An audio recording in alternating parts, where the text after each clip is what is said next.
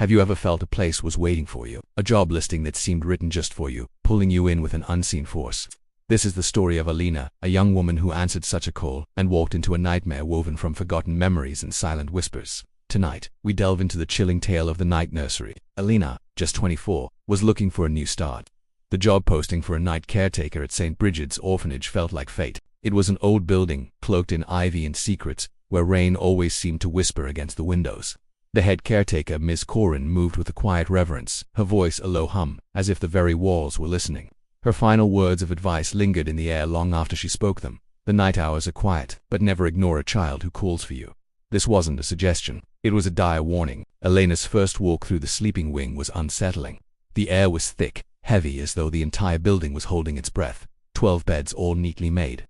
12 small shapes tucked under blankets, sleeping soundly. She checked her clipboard. 12 registered children. The numbers matched, but as she stood in the silence she heard a giggle, then another and another. She counted the distinct, ghostly voices. 13. A cold dread began to prickle at the back of her neck. Then came midnight, the witching hour. The old lights in the hallway didn't just flicker, they blinked like tired ancient eyes. And that's when she saw her. A little girl, no older than 7, sat on the cold floor, her back to Alina, staring intently at a blank wall.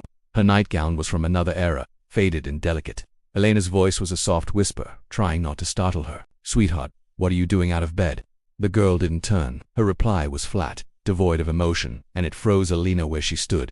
"I'm not out of bed. I'm not supposed to be here at all." Alina blinked, a single, involuntary motion. And just like that, the girl was gone, vanished, but something remained. A small, perfect handprint on the wall, impossibly cold to the touch. Shaken, Alina rushed back to the office, her heart hammering against her ribs. She snatched the clipboard, her eyes scanning the list of names again and again. Still 12. Only 12. But something was wrong. On her next round she saw it. Tucked between 2 ordinary beds, almost hidden in the gloom, was another, a rusty, dented metal frame that hadn't been there before. A small name tag was bolted to the headboard, half scraped off. She could just make out the letters, MR. The rest was violently torn away. This was only the beginning. From that night on, they came, the shadow children, every night. As the clock struck 12, they would appear. They never blinked. Their feet never seemed to touch the floor. They just drifted through the halls like smoke. They were silent, pale figures, observing Alina with hollow eyes, until she dared to speak to them. "Do you remember us?" one of them asked her, his voice a dry rustle of leaves. Alina, terrified, could only shake her head. No. The children all smiled at once, a grotesque, unnatural expression that stretched their faces too wide. "Then we must stay," they whispered in unison. They weren't just ghosts. They were an infection, feeding on her ignorance. Desperate to be remembered, Alina knew the answers weren't in the daily logs. She had to dig deeper. She found the key to the archives, a place Ms. Corwin had marked as strictly forbidden. The door creaked open into a room suffocating with dust. Old files and boxes were stacked to the ceiling, a graveyard of paper. As she touched the folders, they crumbled like ash in her hands. Inside, she found the truth. Photos of children, their faces aggressively scratched out with ink. Birth certificates, stamped with a single, chilling word, "dismissed." And then a series of reports detailing midnight manifestations. A final handwritten note from a long-dead caretaker chilled her to the bone. Children fade when no one remembers them. They become echoes, then silence. They must be anchored to this world by memory. Suddenly, the room felt colder. The walls of the nursery began to pulse with a slow, rhythmic thud, like a monstrous heart waking from a long slumber. Empty cribs began to rock on their own. The air filled with overlapping whispers, a chorus of ghostly pleas. "Say our names, call us back, don't let us disappear." A figure emerged from the shadows behind her. It was Ms. Corwin. Her soft demeanor was gone, replaced by a grim certainty. "Now you understand," she said. "They need an anchor, someone to remember them, to keep them from fading completely. And you were so easy to choose, so alone, so perfect." Panic seized Alina. She bolted. She ran for the main exit, the heavy oak doors she'd entered through. But when she threw them open, she was standing back in the nursery.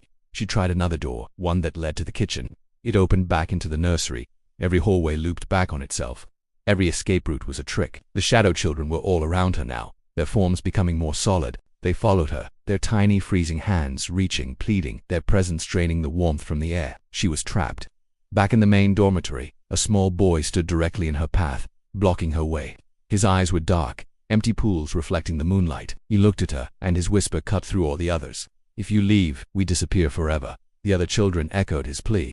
But then he added a promise, a terrifying comfort. "If you stay, you'll never be alone again." The lights flickered violently. The whole nursery seemed to inhale, waiting for her answer. Alina, cornered by the forgotten and the damned, closed her eyes. What happened next? We are left with two horrifying possibilities. In one version, the morning staff arrives to a nursery that is eerily calm. But there is a new bed in the wing, one that matches the old, rusty frames of the others.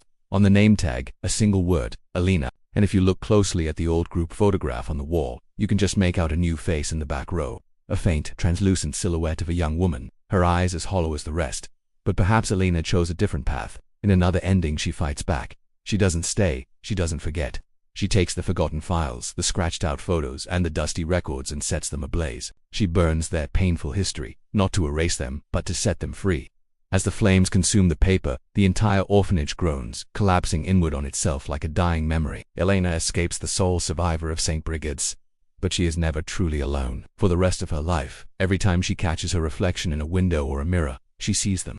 The children, standing behind her, finally smiling, finally at peace, waiting. Which ending do you believe? Is it better to be forgotten forever, or to be remembered as a ghost? Let me know your thoughts in the comments. Thanks for watching, and if you enjoyed this journey into the dark, be sure to subscribe for more chilling tales.